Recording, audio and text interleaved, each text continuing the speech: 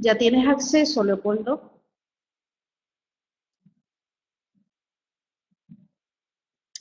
Por ahí está, ya lo tenemos.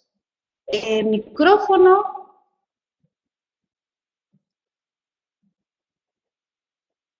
Muy bien. ¿Nos escuchas bien? Sí, les escucho. ¿Ustedes a mí?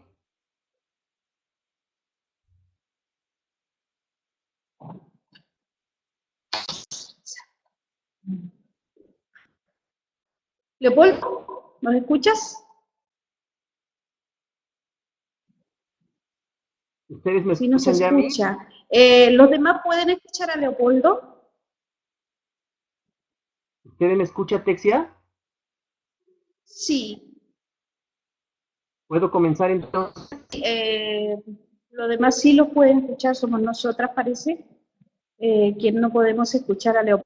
Entonces, Leopoldo, te invitamos a que hagas tu participación. Nosotros vamos a hacerlo al final, cuando retomemos el acceso a la plataforma. Así que bienvenido, Correcto. puedes iniciar. Muchas gracias. Buenas noches, buenas tardes para todos. Voy a empezar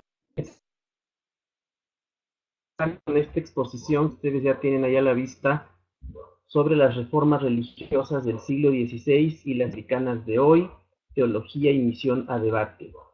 Esta exposición consta de tres partes. La primera tiene que ver con las reformas religiosas y los procesos sociales en la futura América Latina, en lo que sería América Latina posteriormente.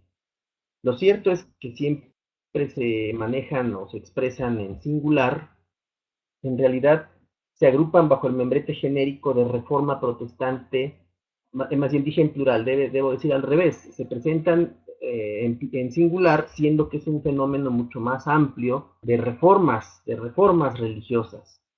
Y estos procesos sirvieron como justificación para una serie de procesos eclesiales y que se comenzaron a desarrollar, digamos, en ese mismo siglo en lo que ahora es América. Ciertamente esos conflictos llegaron incluso hasta militares para hacer más visible y constituirse de alguna manera en algo más visible en el continente, en el subcontinente, y un ejemplo de esta lucha militar fue la toma de Jamaica por parte de Inglaterra en 1655. Realmente yo introduzco no un concepto más o menos sistemático, que es el de asimilación inversa, a partir del cual fue posible comenzar a modificar el rostro de las sociedades occidentales, tal como recibir la influencia de los movimientos religiosos. Llamo asimilación inversa precisamente a esa presencia bastante reducida, bastante limitada de los protestantismos en nuestro subcontinente. Justamente hay una idea presentada por Jean-Pierre Bastian que situó muy bien esta presencia-ausencia que yo manejo acá, porque la barrera levantada por la Inquisición española y asimismo la necesidad de consolidar la reforma en Europa, realmente los intentos de penetración durante el periodo de dominio marítimo español hicieron que estas tentativas fracasaran rápidamente por la ausencia de poder naval, pero con la caída de la Armada Española, la llamada Armada Invencible, pues los ingleses consiguieron la hegemonía sobre los mares, lo que les permitiría la conquista de algunas islas del Caribe, ya hemos mencionado. Y hay una frase al final de esta cita, que estoy destacando aquí con color azul, que ustedes pueden ver, que estas tierras bajo dominio británico, holandés o incluso danés serán la cuna del protestantismo latinoamericano, lo cual no deja de ser una paradoja, precisamente por el hecho de que no tenía nada que ver con España, excepto que eran rivales en los mares. Justamente a la hora de hablar del ingreso formal de las misiones en el subcontinente, digamos que las metrópolis eclesiásticas coincidieron con las metrópolis políticas y a partir de esa conexión que hubo ya con la parte misionera, comenzó a operar, digamos, en el subcontinente lo que ahora podemos calificar como legado protestante. Este legado, en realidad, vendría a contribuir a, digamos, se vino a ligar con los intereses de las bandas que había en el subcontinente y contribuyeron a delinear el perfil de lo que estas nuevas sociedades iban a realizar. Esta presencia con estas características derivó en la instalación de estas sociedades nuevas, pero con el peso abrumador de la tradición católica que también se manifestó en medio de las luchas de independencia. Aquí también introducimos una parte que voy a destacar acá con color amarillo, que es la nota evangélica, por decirlo así. Cuando ya surgieron los nuevos países, algunos ideólogos y legisladores radicales intentaron hacer presentes sus ideas en los documentos fundadores. Esa nota evangélica podríamos calificarla como de un protestantismo soterrado, y había que buscar registro de esos impulsos justamente en las minutas o en los documentos previos para la aprobación de las diferentes constituciones. Evidentemente yo aquí destacar el chico, voy a mencionar a dos personajes poco conocidos fuera de nuestro país, que son el doctor José María Luis Mora, que está aquí a la izquierda, y el también, en este caso, médico, Martín Gómez Farías. El primero de ellos fue considerado como padre, es considerado como padre del liberalismo mexicano, y fue quien ofreció pauta, y antes incluso de hacer estos trabajos, estos desarrollos, Mora colaboró con Diego Thompson desde 1827. La mención de Diego Thompson es importantísima para el caso de la presencia del protestantismo en América Latina, dado que él está presente en varios países latinoamericanos, desde México hasta Sudamérica. Estuvo en Chile especialmente, en Argentina, y su trabajo estuvo relacionado con la promoción de la Biblia, uno de los factores tradicionalmente ligados a la presencia del protestantismo. Aquí me gustaría ligar esta presencia, que lo acabo de decir, a lo que sucedió en otros países de manera parecida en estos inicios preliberales que podríamos considerar. Mora influyó en las iniciativas liberales que antecedieron a la Constitución de 1857. Ya siguiendo más adelante, podemos considerar cómo la presencia de todas estos personajes también sirvió para que al momento de poder desarrollar lo que las diferentes comunidades hacían, eh, en el avance de esta discusión, cómo el desarrollo de este legado en las llamadas iglesias históricas ha tenido un destino marcado por los vaivenes ideológicos dominados por algunos énfasis de las misiones, al grado de que incluso esa herencia ha sido vista como algo extraño en muchas de ellas. Ahora que estamos tan cerca de la celebración de los 500 años, digamos, vuelve a ser relevante el hecho de que esta presencia, la discusión de la importancia de la misma, se vuelve impostergable realmente para poder comprender, tener un mínimo retrato de la situación religiosa y social presente.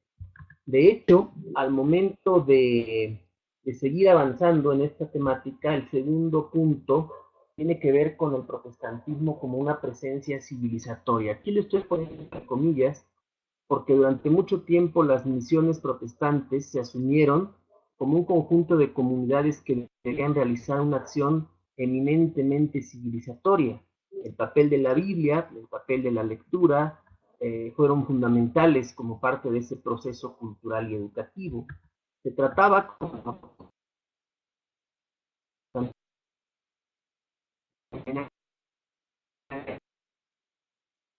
digamos,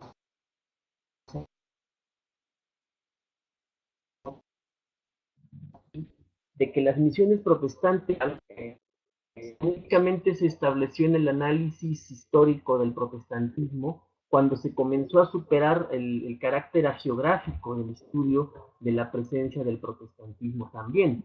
Esto hay que señalar que lo trabajó fundamentalmente Jean-Pierre Bastián. Pero también no debe olvidarse el papel que desempeñaron muchos misioneros como informantes privilegiados, pues su mirada resultaba no solamente confiable, sino profundamente crítica de las sociedades hispano-católicas. Esto pasó en prácticamente todos los países latinoamericanos, donde hubo presencia de misioneros protestantes. No estamos hablando en este caso de una teoría de un proceso totalmente teledirigido por Estados Unidos, por decir algo, por Inglaterra, no. Se trata de que los misioneros, además de su trabajo estrictamente religioso, también tenían una clara conciencia más o menos diplomática de lo que hacían, diplomática en el sentido de que su presencia también representaba un avance social, un avance cultural que podía influir para producir diferentes cambios en estas sociedades. Por eso, y aquí voy a poner algún otro ejemplo mexicano, pero me gustaría que especialmente nuestros amigos de otros países también buscaran en sus propios desarrollos la presencia de otros personajes. Aquí yo quiero destacar en esta parte de la presencia civilizatoria el testimonio de José Vasconcelos, un escritor mexicano que incluso fue ministro de Educación Pública ya después del triunfo de la Revolución, y lo acerca de la contigüidad amenazante entre las dos religiosidades en la frontera entre México y Estados Unidos. Un personaje como él y otros equivalentes católicos en nuestros países, digamos que la intromisión civilizatoria que veían los misioneros para su trabajo, pues realmente, como se subraya acá, era parte de esa continuidad, de esa cercanía amenazante entre dos religiosidades. Particularmente el caso de la frontera entre México y Estados Unidos es notable. Justamente aquí también voy a introducir algunas presencias culturales, porque la literatura mexicana ha sido muy reacia a incorporar los elementos religiosos heterodoxos, pero la literatura con todo y esa resistencia ha observado la extrañeza de la presencia del protestantismo misionero como tal. Es el caso de algunos textos del escritor mexicano de origen yucateco, Hernán Lara Zavala, del cual voy a mencionar muy rápidamente un cuento más inmediatamente después, aun cuando desde los tiempos de Juan José Arreola, Rosario Castellanos y Sergio Pitol ya se esbozaba esa presencia. El cuento al que hago referencia lleva por título La querella, que recomiendo mucho, un relato de Lara Zavala que transcurre en el ambiente maya de Yucatán, un territorio que, para hablar del sureste mexicano, ha sido ganado ampliamente para la causa evangélica en las últimas décadas, pero que muestra peculiaridades sincréticas notables, especialmente por el personaje indígena que, como bien sabemos en la geografía y en la historia del protestantismo, pues abandona el alcoholismo y su nueva manera de vivir pues la va a manifestar a partir de la nueva época. Aquí estoy citando una parte de ese cuento porque curiosamente Lara Zavala se ha fijado muy bien en la presencia de las dos formas de hacer misión en este territorio marcado por una prehispánica que sigue muy viva, que por supuesto es el maya. Estos dos misioneros estadounidenses de los habitantes de la península de Yucatán está el católico, que incluye el apellido misionero, el protestante afro. Primero, por la intención del segundo, es muestra clara de la competencia territorial por tierras y almas. Y dice pero católico, ¿por qué no predica con los de su tamaño? ¿Por qué no convence a la gente con criterio? ¿Por qué escoge a quienes no tienen todavía principios religiosos y los soborna con dulces? Me preguntaba Schindler. Pero la verdad sea dicha, se supo después que Chappell siempre hablaba con los padres de sus niños antes de conminarlos a ir al templo con él, ya que los convencía con esas golosinas, canciones, falsas promesas. Se reconoce, el narrador en este caso reconoce que esos niños pertenecían a familias muy pobres.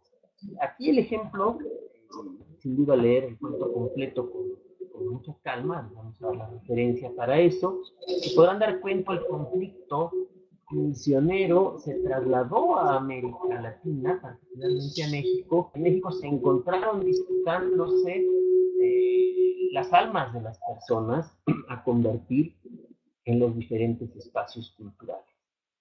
El último aspecto que vamos a desarrollar en esta oportunidad es precisamente el que tiene que ver con la reforma de la religión, pero también la reforma de las sociedades. Aquí habría que subrayar el hecho de que las iglesias evangélicas latinoamericanas, que siguieron siendo deudoras de ese énfasis misionero centrado en la transformación individualista de la vida humana, esto es muy importante porque caracterizó el trabajo misionero de toda la segunda mitad del siglo XIX en nuestro continente. Estas iglesias tuvieron una actuación política marcada paradójicamente por el apoliticismo. Incubaron entre su militancia, entre los miembros de las iglesias, un descontento real, una incomodidad verdadera que partía de los aspectos morales de la vida cotidiana, pero que inevitablemente desembocaba en la crítica de los comportamientos sociales. Como parte del proyecto misionero extranjero,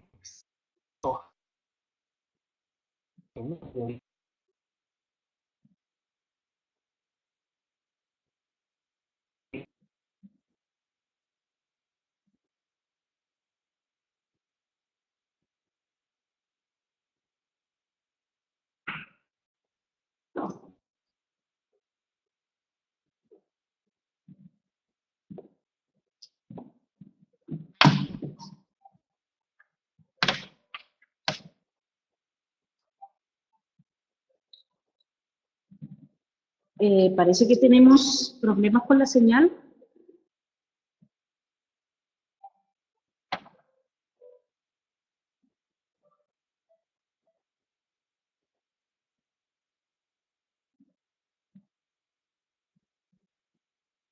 Esperemos un momento y vamos a ver si Leopoldo se va a conectar.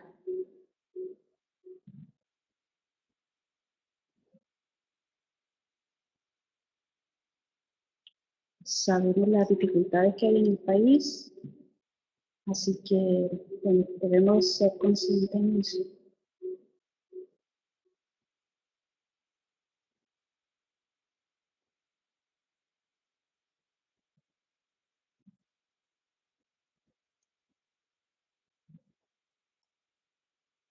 Creo que se desconectó totalmente, así que vamos a esperar a ver si él reinicia su equipo.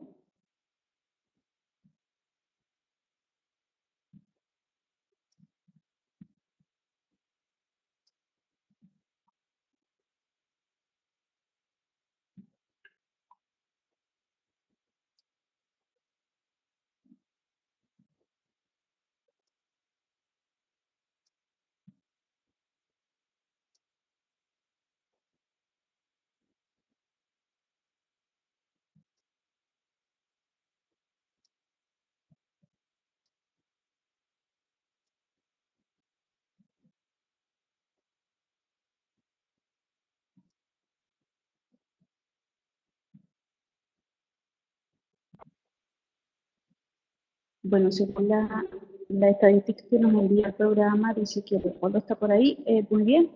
Leopoldo, ¿escuchas bien? ¿sí? Bueno, entonces estamos aquí a la espera de continuar. ¿Ya puedo continuar? Sí, sí. Ya te vemos bien, te escuchamos bien. Correcto. Entonces, estamos con este tema de la presencia civilizatoria y pasamos a la reforma de la religión y reforma de las sociedades. Decíamos que como parte del proyecto externo, exógeno, el protestantismo latinoamericano, de una manera a veces bastante inconsciente, no tan clara, recurrió a las banderas teológicas originadas desde el siglo XVI para tratar de incidir en las políticas públicas, aun cuando en ese momento, ya estamos hablando de principios del siglo XX, las primeras décadas del siglo XX, no tenía la fuerza, no tenía la presencia numérica era suficiente para hacerlo. Recordábamos que esto aconteció hasta la segunda mitad del siglo pasado, y ya bastante avanzado el siglo. En ese sentido, habría que subrayar la manera en que la lucha protestante contra el analfabetismo, las bebidas alcohólicas y la inmoralidad de manera general, eso fue una forma de avanzada en medio de las diferentes sociedades, a pesar de que la oposición de que eran objetos siguió mostrando como instituciones exóticas, extrañas, que intentaba romper el orden religioso y cambiar o modificar la estabilidad en ese caso.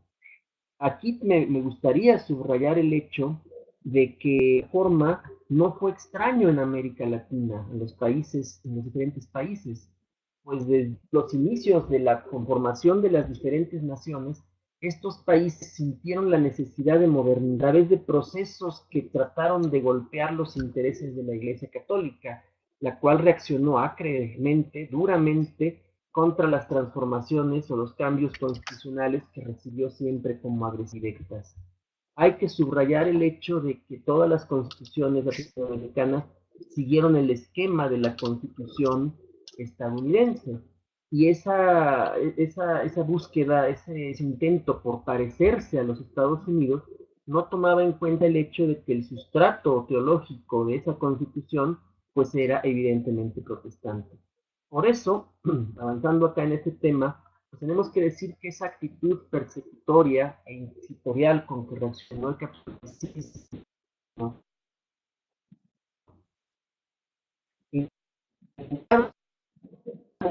que los gobiernos trataban de frenar muchas iglesias evangélicas ya establecidas.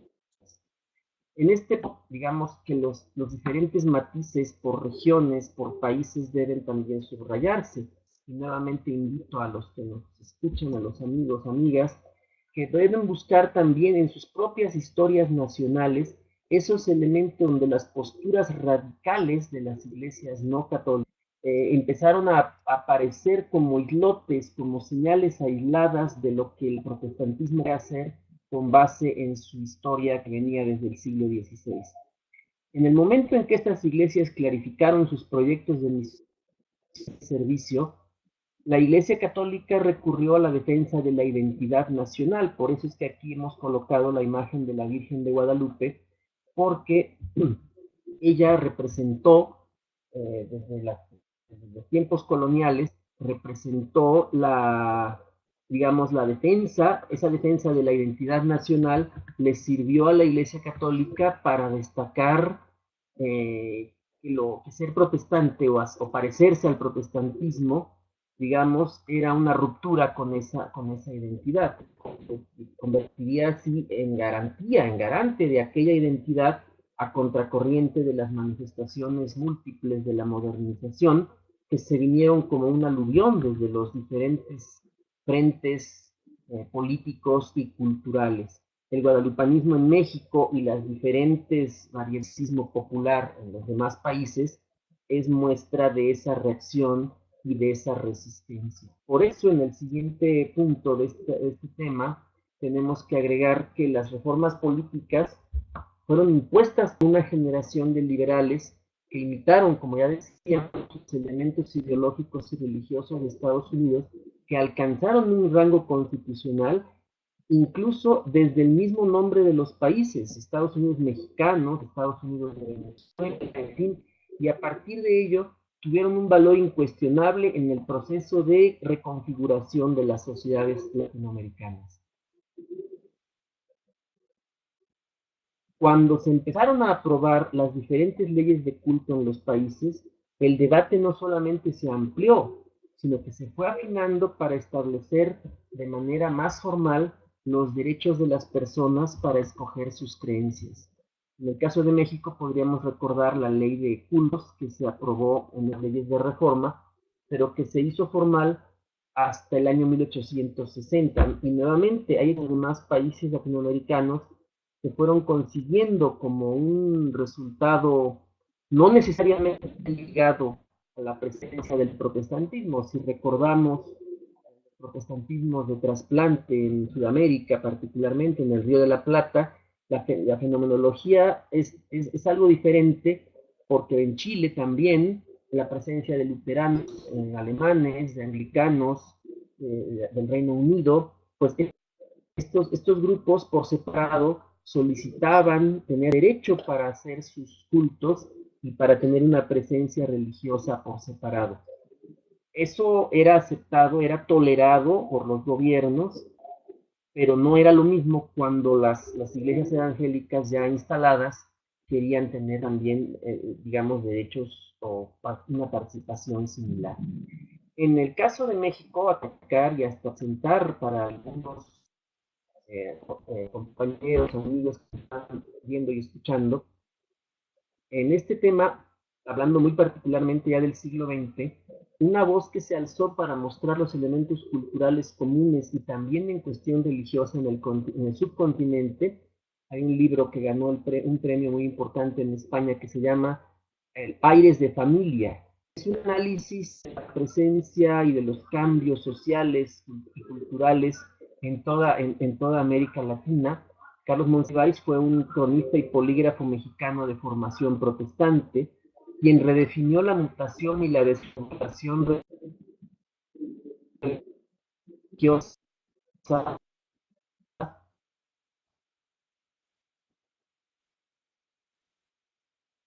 en términos de otra forma especial, comenzó a plantear de esa manera, digamos, la mutación religiosa en términos de una migración ideológica profunda.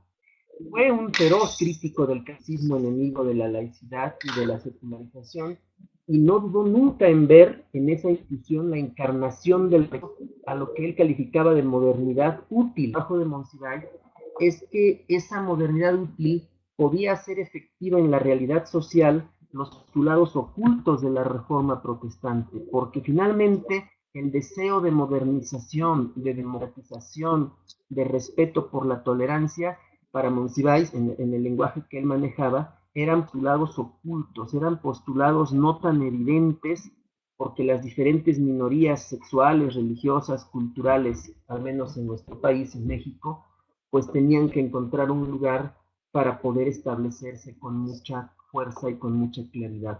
Monsiváis, en ese sentido, con su pasado protestante, es un ejemplo muy importante de esta migración, pero también de esta comprensión de todo lo que el protestantismo debía representar en nuestros diferentes países. Yo recomiendo mucho para nuestros amigos y amigas, recomiendo mucho la lectura de ese libro que he mencionado, Aires de Familia. Cito aquí directamente a Monsiváis, la cita es importante. Dice, cuando fue necesario consolidar instituciones y vigorizar el proceso educativo, esto obligó en varios países, como sabemos, a la separación de la Iglesia Católica y el Estado. Eso produjo la gran batalla cultural y política del laicismo. Y aquí viene la parte enfática de Monsiváis. Cuando triunfaron, los liberales ratificaron el papel por sobre los otros a la disposición. El canon de la devoción religiosa, vidas ejemplares de obispos, abnegados, beatos, beatas, misioneros, toda la parafernalia de la historia sagrada católica, de las contribuciones artísticas y humanísticas a las repúblicas. En el territorio de la ejemplaridad empezaron a coexistir dos formaciones, la católica y la secular. Para Monsiváis fue muy importante el papel del protestantismo en el desarrollo de la secularización. Monsiváis siempre insistió en que la secularización en nuestros países era un proceso irreversible. En este punto me gustaría recordar lo sucedido en Colombia, donde tardó muchísimo que se establecieran con claridad los frutos de la separación entre la Iglesia Católica y el Estado, pues hasta la década de los 80, finales de los 80 del siglo pasado, la Iglesia Católica siguió ejerciendo un fuerte control, por ejemplo, del registro civil, de los matrimonios y demás. Y Monsiváis termina diciendo que, sin que en el siglo IX se distingan en demasía los procedimientos de modo que este movimiento religioso, el protestantismo, signado por la protesta contra los estamentos de una sociedad tradicionalista, para nuestro tema, mantiene una vigencia consecuente con sus postulados originales.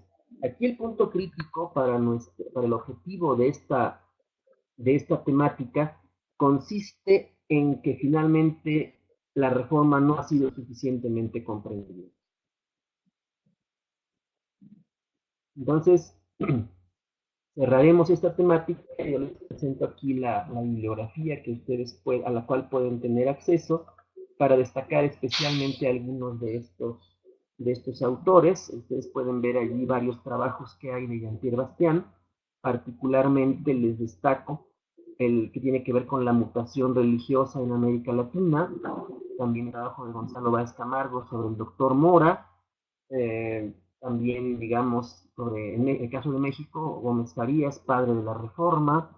Ahí está la referencia sobre el cuento de Hernán Lara Zavala, La querella, en un número de la revista Letras Libres de enero del año 2000, y algunos otros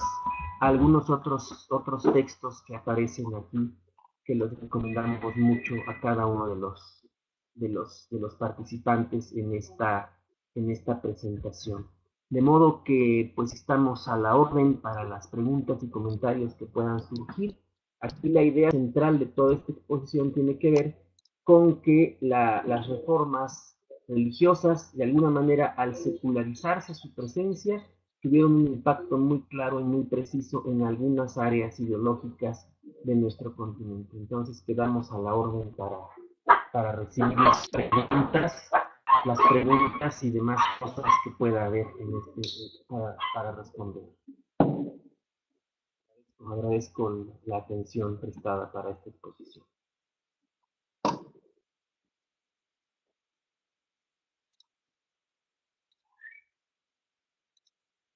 Sea posible ahora recibir las preguntas, comenzar a...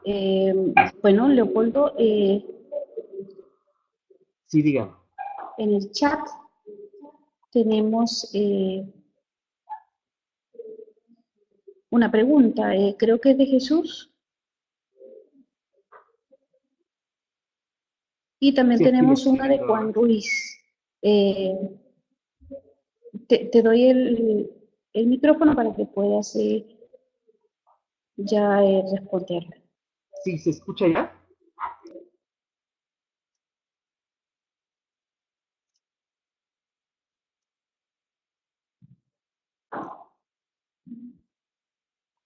Pregunta, es importante recordar y hacer la diferencia en que Gómez Farías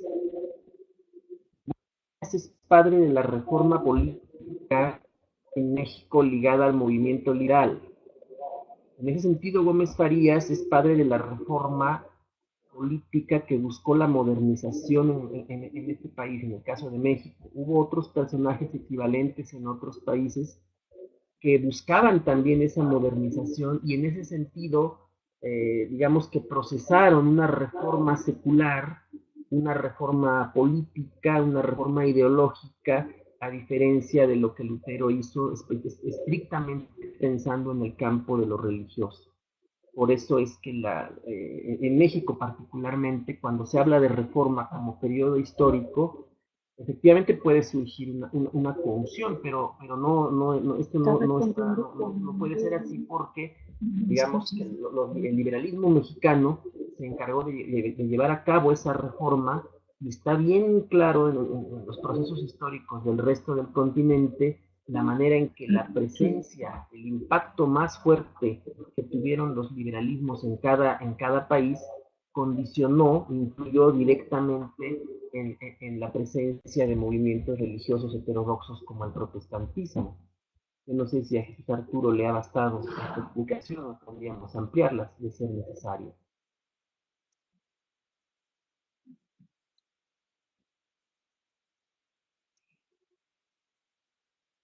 Y quedo aquí al pendiente para... Creo que hay otra pregunta, Leopoldo.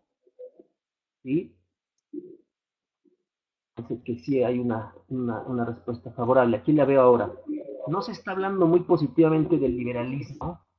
El protestantismo debería resonar más con el socialismo. Parecería que para responder esto hay una especie de anacronismo. Respondo la primera pregunta. No es que se hable positivamente del del liberalismo. El liberalismo como ideológica, vamos a decir coyuntural, y hay que decirlo como es, el liberalismo quiso manipular la presencia protestante, la entrada de misiones, para tratar de golpear a la Iglesia Católica. Entonces, en ese sentido, parece que hablamos positivamente del liberalismo, pero sí hubo un maridaje ideológico con el protestantismo que duró mucho tiempo. Hoy podríamos decir, en descargo de esta visión que parece un tanto positiva del liberalismo, como se ha calificado en esta pregunta, hoy podríamos decir que el protestantismo latinoamericano se ha desliberalizado, lo cual en nuestros países muestra que el protestantismo se ha cargado bastante a la ideología de las derechas. Por eso la pregunta que cuando se debe relacionar más con el socialismo es anacrónica en el sentido de tantismo en sus inicios en América Latina, por el hecho quizá, para poner un ejemplo, de no tener una presencia equivalente a lo que fueron los anabautismos en Europa, el protestantismo no quiso ser radical en nuestros países, como lo dijimos en la exposición, porque no tenía una fuerza numérica importante. ¿Sí? Algunos de los antiguos profesores de historia de la Iglesia latinoamericana han dicho que el protestantismo siguió siendo, ahora ha cambiado bastante, pero que el protestantismo es una especie de nota al pie de página en la historia latinoamericana, lo cual de alguna manera le representa a esta corriente religiosa un reconocimiento, vamos a decir, de facto, pero al mismo tiempo un reconocimiento de que estas minorías activas, como le ha llamado, minorías religiosas activas, como le ha llamado Jean-Pierre Bastián, de alguna manera también representan una aceptación de que la pluralidad representada por el protestantismo tuvo un efecto positivo. Veo aquí la pregunta de Azucena Rosal. Según la tesis que la religión puede mutar, ¿de qué manera, con las características que ahora tiene el protestantismo latinoamericano, puede incidir en los campos que otrora lo hizo? Es una excelente pregunta. Digamos que el protestantismo latinoamericano ya está integrado en nuestras sociedades. Yo aquí pondré el caso de Brasil. Brasil, que es prácticamente es como un continente completo. En Chile podríamos hablar de manera parecida. Ya está integrado culturalmente el protestantismo en esas sociedades. Pero en términos de nuestro tema, de su relación con las reformas religiosas del siglo XVI, esa presencia no ha traducido, en nuestra opinión, el impacto de lo que representó en el siglo XIX, particularmente la novedad del protestantismo. Habría que ver, por ejemplo, la bancada política en Brasil, evangélica, lo que representa.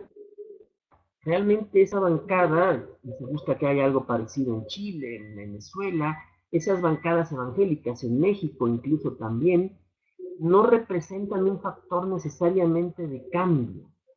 Y volviendo al verbo que se utiliza en esta pregunta, la incidencia de los protestantes en nuestras culturas sigue siendo marginal, aun cuando ha sido ya aceptado, sí, por campo religioso. Esa sería la respuesta sociológica. El mundo está perfectamente ubicado en el campo religioso, tiene sus zonas de influencia, tiene sus nichos donde particularmente tiene un público específico, pero sigue siendo bastante marginal, a diferencia de lo que pasó, no porque no lo fuera en otra época, pero ahora ha habido una serie de transformaciones que son muy notables. Priscila Barredo pregunta, las razones para que el protestantismo, el mexicano por lo menos, se haya derechizado. Puede haber varias hipótesis al respecto, y voy a ser muy específico en este punto. Un partido político con una influencia católica de toda su vida nace alrededor del año 1939, el Partido Acción Nacional, con sus equivalentes en otros países latinoamericanos donde la derecha o incluso la democracia cristiana, como es el caso de Chile, por ejemplo, presentan esa preocupación católica por el cambio social. digamos que ha obtenido el apoyo de las nuevas generaciones evangélicas. La desliberalización del protestantismo latinoamericano, cultural, y también, como decía hace un momento, al ser aceptado el protestantismo ya parte del campo religioso, también, además de que se ha desliberalizado, se ha desprotestantizado. Ya no tiene por qué protestar. El concepto original de protesta que surgió en las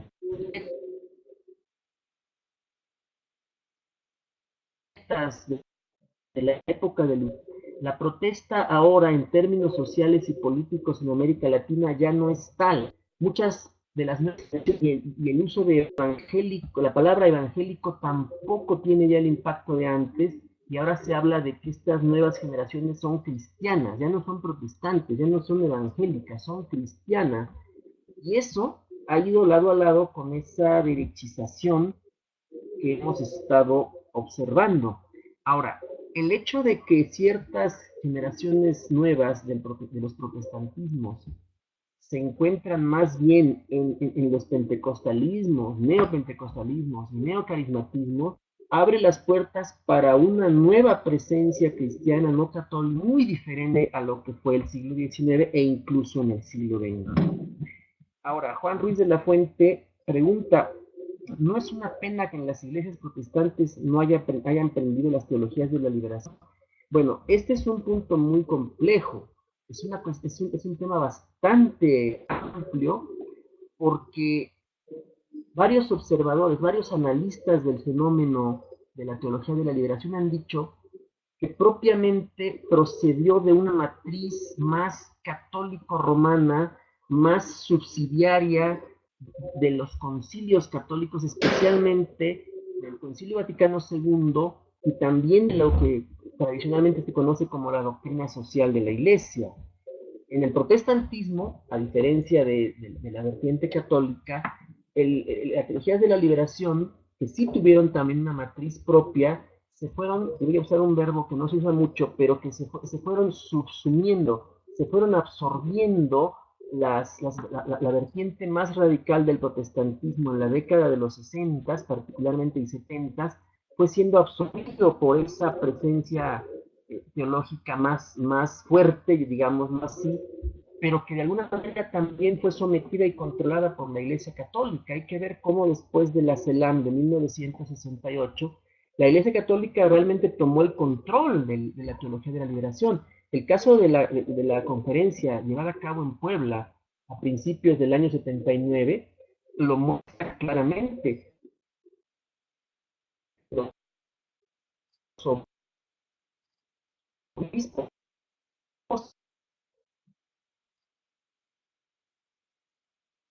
como asesores a gran teología de algunos cuando hablan de que esa teología llegó a su fin en nuestro continente, no advierten la presencia protestante, porque esta, que sí verdaderamente acompañó a esos procesos, se desligó mucho de las iglesias por el fuerte conservadurismo de los sectores protestantes. Abraham Banda ahora se refiere al protestantismo, que pretende proveer al hombre un sentido de vida. Y la pregunta es sobre los elementos que el protestantismo propone para construir este sentido y con cuáles está en deuda. Bueno, en realidad toda forma religiosa intenta proveer al ser humano de ese sentido de vida. Ahora, los elementos principales del protestantismo, precisamente en el corazón de nuestro tema, tienen que ver con las grandes afirmaciones protestantes. En primer lugar, una sana individualización de los sujetos, de las personas, para relacionarse con lo sagrado, el libre examen de las Sagradas Escrituras, el abandono del papismo o del control institucional, por lo menos formas de democratización de la vida religiosa, para hablar de manera general, y tomando en la doctrina luterana del sacerdocio universal. Digamos que esos son elementos así gruesos, ampliamente reconocidos por parte de la tradición que también se ha transformado con el tiempo. Algunos teólogos jóvenes, estudiantes de teología actualmente, plantean que muchas de las afirmaciones clásicas del protestantismo se han desgastado y que ya no expresan suficientemente lo que nuestras sociedades necesitan.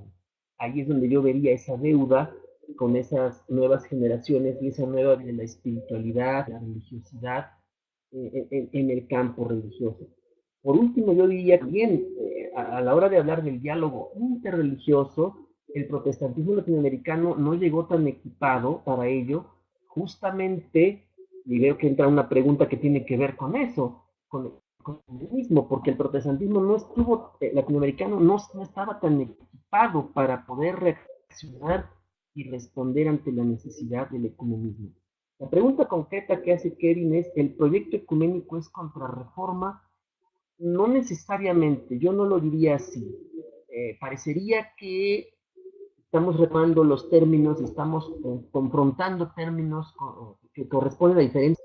El proyecto ecuménico, si somos estrictos, surge de alguna manera desde el siglo XVI en algunas de las reuniones previas en las que participaron teólogos luteranos como Melanchthon y el propio Calvino, previas a la realización del Concilio de Trento. Eso ya fue un ecumenismo en ciernes desde el propio siglo XVI. Ahora, lo contrarreformista surge después y en nuestro continente, el comunismo latinoamericano siempre ha visto de manera muy amplia, muy esquemática, que toda forma de ecumenismo estaría como controlada por la Iglesia Católica desde el Vaticano. Esa idea no se ha logrado desterrar del ámbito evangélico más tradicional, digamos. Se sigue viendo que lo ecuménico es como el proyecto católico de reunificar a todas las iglesias y eso le resta participación a muchos conglomerados protestantes para participar en los proyectos ecuménicos. El ecumenismo es visto como una tarea de cúpulas, como un desarrollo de las jerarquías y que a veces las iglesias evangélicas se dejan manipular por esos impulsos y eso es visto así de diferentes maneras en el medio evangélico e incluso las iglesias más nuevas pues tienen ese temor y ese prejuicio. Veo que avanza el tiempo, pero aquí tenemos otra pregunta. Creo que Jesús Arturo ya había preguntado, pero está bien. El papel de las iglesias cristianas como reformadas ante las reformas geopolíticas, por ejemplo, y aquí vienen los temas álgidos que no podían faltar, matrimonio igualitario, legalismo de drogas, legalización de drogas sería el término. Digamos, las iglesias cristianas que que se está usando aquí el término que mencionaba hace un momento. Las iglesias evangélicas, las iglesias cristianas no católicas, no pueden renunciar a menos que se desprotestanticen también, no pueden renunciar al hecho de que fueron pioneras en el desarrollo de la secularización y de la laicidad. En el hecho de aceptar la laicidad y de ser promotoras, defensoras de la misma y beneficiales de la laicidad, no pueden aceptar la imposición de agendas políticas, de leyes, de procesos políticos por parte de las iglesias. Digamos, para decirlo brevemente, las iglesias evangélicas están incurriendo en la misma práctica católica de querer imponer políticas públicas justamente por el hecho de que ya se sienten más fuertes en nuestras sociedades. Eso lo hizo la Iglesia Católica historia y ahora las iglesias evangélicas parecería que están tomando ese ejemplo, yo diría mal ejemplo, pero que eso es lo que ahora está sucediendo. Finalmente, veo que todavía hay otros comentarios acá. La influencia protestante se acerca a la visión de Bonhoeffer, decir, si Jesús fuera alcalde. Bueno, hay que recordar que en la tradición clásica, mucho antes de este autor que se menciona, pues está ese libro clásico de Sheldon, que se llama En sus pasos, ¿qué haría Jesús si fuera esto, si fuera aquello? Aquí la respuesta que yo daría es que querer trasladar a Jesús a nuestro tiempo, como el planteamiento de Jesús fuera alcalde, o fuera diputado, o fuera presidente incluso, el libro de Sheldon dejó una estela de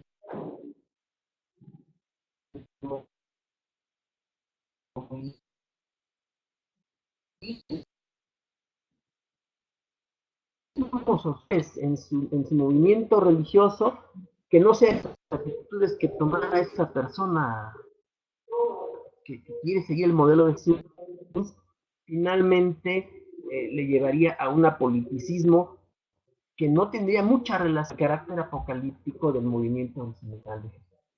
Ahí entramos ya a terrenos bastante complejos, muy complicados, porque esta mezcla entre lo social y espiritual, como que se plantea al final de esta pregunta, esa mezcla siempre ha estado presente en América Latina. O sea, lo religioso implica siempre una mezcla compleja, difícil, entre lo social y lo espiritual.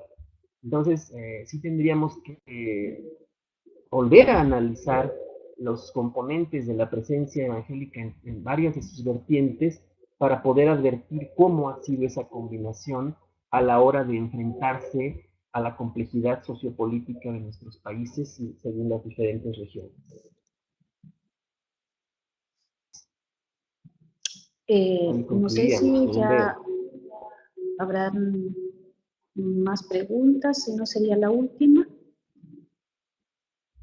Sí. Parece que ya no hay. Parece que alguien está escribiendo, queremos esta y con Sí, esta allá hay estaríamos Ivonne Jiménez. Quizás sea la incluyendo. última. Me gustaría responder esa. ¿Cómo viven ahora los del protestantismo las iglesias cuando hay tantos temas, como lo menciona Jesús Arturo, pero que no hay una postura clara de las iglesias? No, sí hay una postura clara de las iglesias. Cuando las iglesias se refugian en el conservadurismo y se unen más conservadores de la Iglesia Católica, esa postura es clara y tiene un valor político muy, muy concreto y específico en las coyunturas de nuestros países.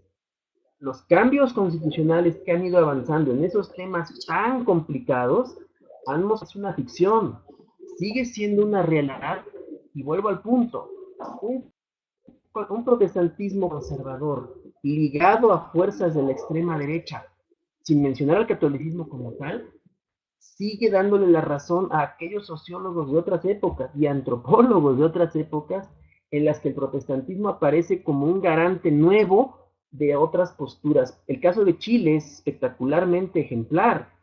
Cuando la dictadura en el año 73 opta por cambiarse de iglesia, simplemente en la cambia la catedral evangélica de manera casi de un día para otro, y el cambio, como ahorita mismo se está debatiendo en ese país, el cambio tiene implicaciones de representación, de impacto, de efecto cultural del protestantismo, que ahora mismo en Chile está causando un debate verdaderamente amplio y difícil, yo diría que muy necesario, para recuperar digamos, la protesta misma del protestantismo. Eso nos recuerda, sin duda alguna, el concepto de Paul Tillich sobre el principio protestante, que las iglesias pueden dejar de ser protestantes no en el nombre, finalmente es lo de menos, sino que su actitud cultural, su actitud política.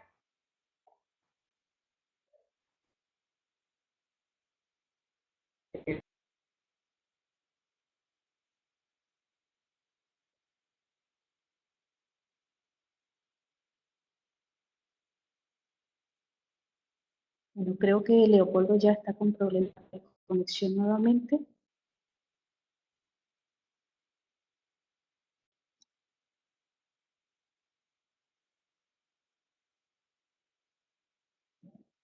Se desconectó total.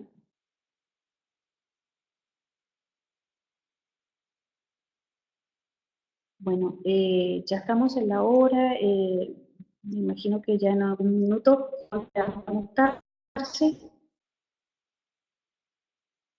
Dice Leopoldo que nos ve y nos escucha. Bueno, queremos agradecerle a él principalmente esta disposición de estar compartiendo estos temas tan interesantes. Y bueno, agradecerle este momento, igual a todos, pero no queremos que se vayan de recibir una invitación más para las próximas conferencias. Sí. La próxima, les recordamos, sería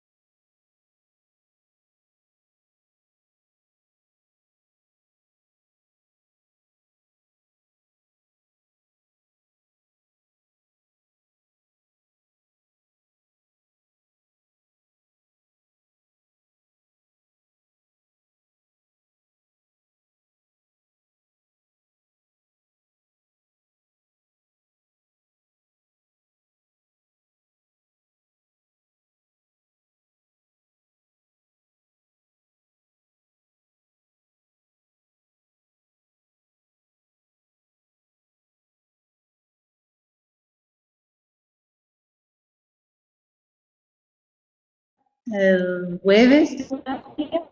Y bueno, agradecemos este momento que hemos compartido con Leopoldo.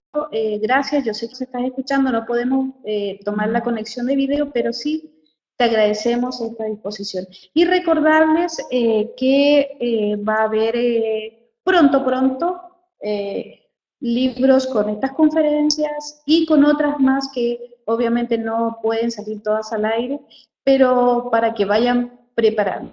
Sí, entonces les agradecemos haber estado con nosotras compartiendo. Muchas gracias y muchas bendiciones. Hasta la próxima. Adiós. Adiós.